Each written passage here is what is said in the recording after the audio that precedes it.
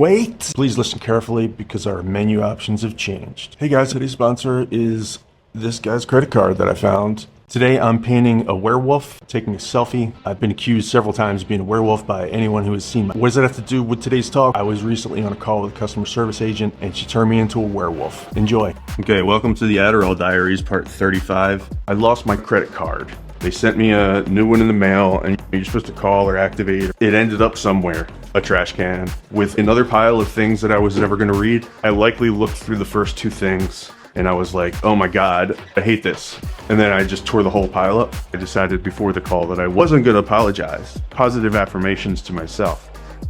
I'm a human being. There's no need for me to apologize. It's just going to make everything weird for everybody if I apologize in this situation. And she gets on the phone. Hi, welcome to customer service. How can I help you? And I'm like, I'm sorry. I threw away my new credit card. I'm an idiot. I'm sorry. And she doesn't even answer. I was like, okay, I get it. She wasn't gonna show me any signs that she was a human being. She was very efficient and there was no time for small talk. She was like stoned. I'd met my match. I remember right before the end of the call, I was like, this is not like me. As if she's gonna be like, oh, okay, cool, good. Because I was gonna later tell my husband about this total idiot that I talked to today for 3 minutes once in my life, who just walks around and throws his credit cards on the ground. It's totally like him. Anyway, welcome to America. I don't know why anything happens inside my brain, but for some reason when I got off the phone, I just felt a little weird about it. So I got her fired. No, I'm just kidding. That would be disgusting. I know I keep bringing this up, but at the recent ADHD diagnosis, part of that is supposedly this thing called Rejection Sensitivity dysphoria. First of all, let's calm down a little bit with that name. But there's some things that you're extra sensitive to. It's similar to if I'm taking a walk and you do the little nod or you do that like weird closed mouth smile. If they don't look at me and they just walk by, it ruins the rest of my day. She didn't ruin my day, it just sent me off onto a little journey, gently pushed me out in my paddle boat into the lake of why she probably doesn't walk around and just not respond when somebody says anything that isn't about the subject at hand. The official term is code switching. You treat different people in different ways. For me, it's if I think about it, I'm like, that I'm not gonna be a different person for different people. But the truth is I didn't tell her a filthy joke. I had 5 of them in the queue. It's not like I'm the same person in front of everybody, but just the idea of it makes me, it's just like a little gross. But if you've ever seen somebody who refuses to code switch, I mean, that's the kind of mother that will cuss in front of your grandma and you're like, yo.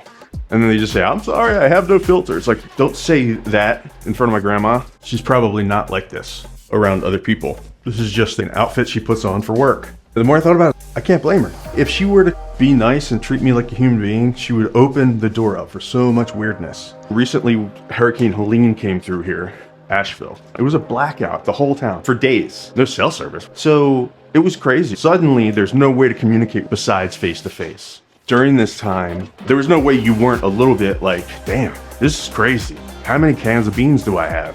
This happened 2 different times. The first time, it was right behind my house. I've seen this dude walking around. He lives in the neighborhood somewhere. I was walking around the corner and suddenly I'm looking at him. And I was like, hey, how you doing? You good? And he's like, I can't get into my door. And so he's explaining to me as we're walking to his house that he keeps his door closed with a butter knife. I don't know what he was talking about. From the very start, this was seeming pretty strange to me.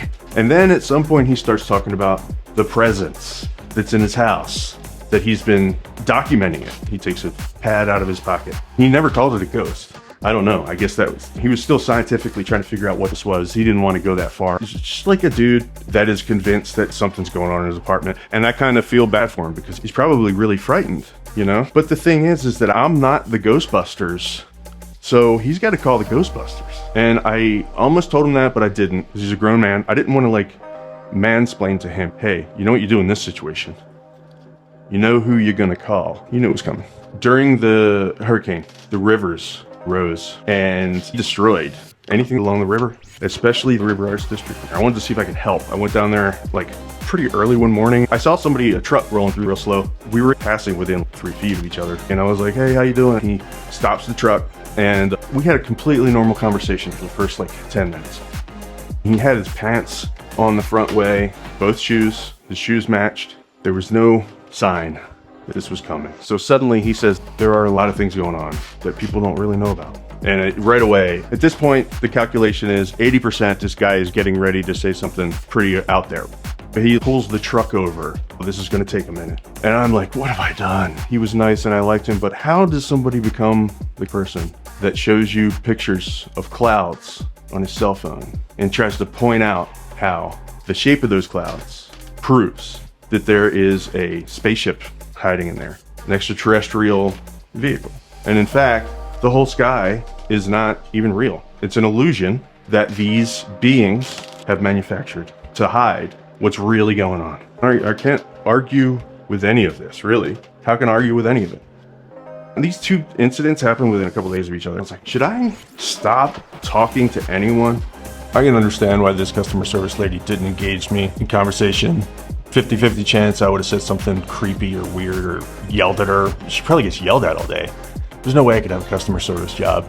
So I guess the lesson is, don't come here for lessons, guys, but don't take it personally. If somebody treats you strangely or treats you like they're an autonomous being, got nothing to do with you. If you ever worked in customer service, I want to hear those nightmare stories. Bring them on. Are you authentic enough to tell your grandmother a filthy joke? Oh yeah, don't look away. Don't you dare look away. Don't forget to like and subscribe and thumbs it up. Let me know in the comments.